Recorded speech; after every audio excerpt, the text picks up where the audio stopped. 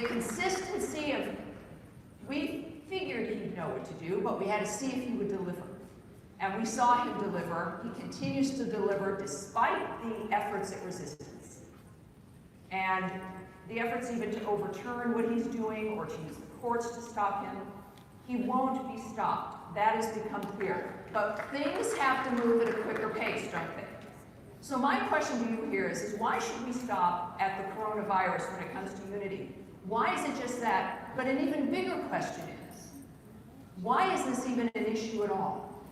Why is it with something that completely transcends politics? A virus doesn't care about your political party, it doesn't care about your complexion, doesn't care about your sex, doesn't care about who you love, doesn't care about where you live. It really doesn't. It's an equal opportunity dynamic.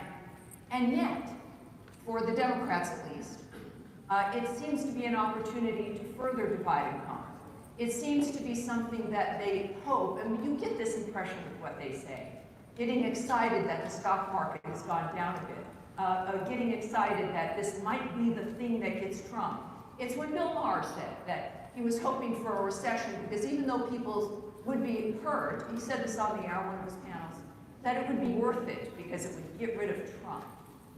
That is at the core of what we are fighting against. This is why Donald Trump is president, because as Donald Trump is working for Americans, the other side is working for themselves. That is a huge difference between the motivation of what's happening.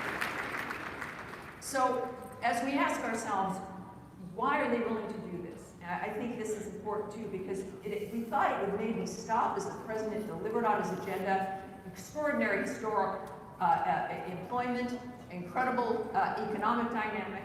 The stock market is just one symbol of that. How many small business owners are in this room? Yeah. You know, that is the American way. It's the American way, and you've been able to do that because of cutting down on regulations, because of a good economic policy, but also because of the president's optimism.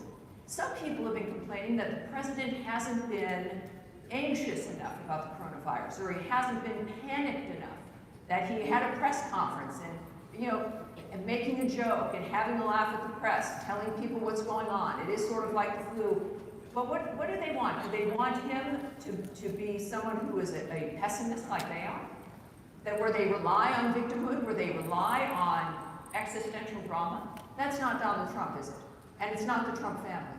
This is a group of people that understand what's possible. When you're in the United States in particular, you understand what can be done, medically and otherwise, and not just on this kind of an emergency, but any other emergency that we would face. When we think about who would you have wanted to be president on September 11th? Bernie? Elizabeth Warren? Think about, this is where leadership matters, is when there is an unexpected crisis, right? This is the same thing in your household, right? How well prepared you are for a surprise. So when you think about the lineup, and it's not just you as conservatives, look, we know the conservative ideal is the American ideal. We know this. And we know that that's true across the political parties. We know that the grassroots base of the Democratic Party, with the exception of the far left, which seems to be driving it these days, have the same concerns you do. Independents have the same concerns you do.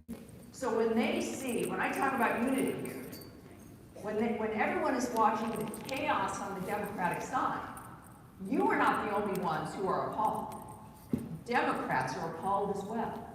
And this is why they panic generally about everything. And the messaging constantly is like, well, like the coronavirus, attacking the president personally. And this is the other irony, because they also don't want this discussed. As the president was actually organizing to deal with the emerging coronavirus, that the Democrats, what were they doing? Working on impeachment. They were still dealing with impeachment, obsessed with that. And then do you remember the switch back to the Russia hoax? When that died, then it came right back to everybody being a Russian agent. This is as the president is organizing ways to get Americans who may be infected back into the country, making sure that we've got ways to get them into airports without affecting other people. making sure that they would have, either some isolation, certainly medical care, and that has kept, certainly from the start, this from getting even worse, as we've seen it get worse in other countries. And the reason you don't hear about that is because it's been a success. It's because it's been a success. So this is what the president has been doing. So for all of us, several years here, how many of you have been to a Cpac before? Yeah? Great.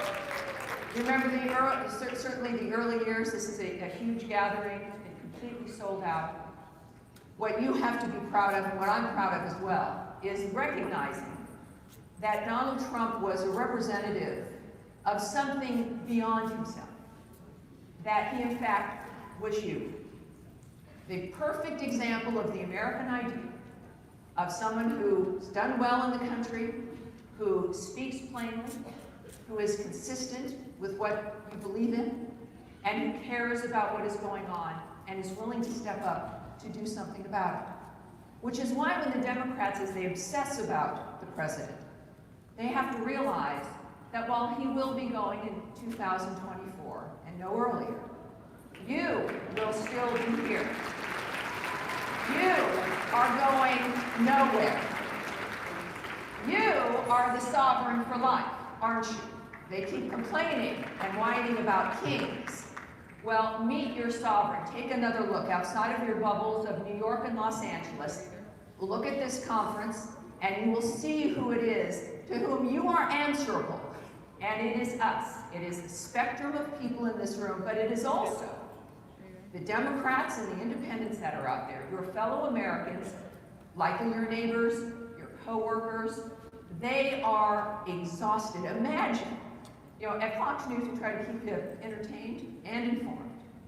Imagine watching MSNBC all day long.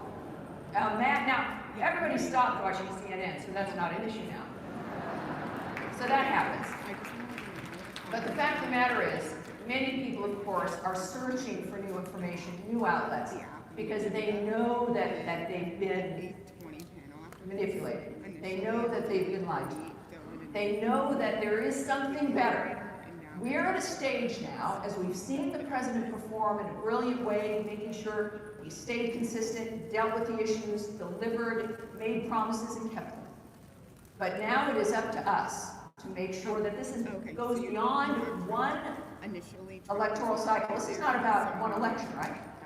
This is about generations coming forward, right? Generation after generation.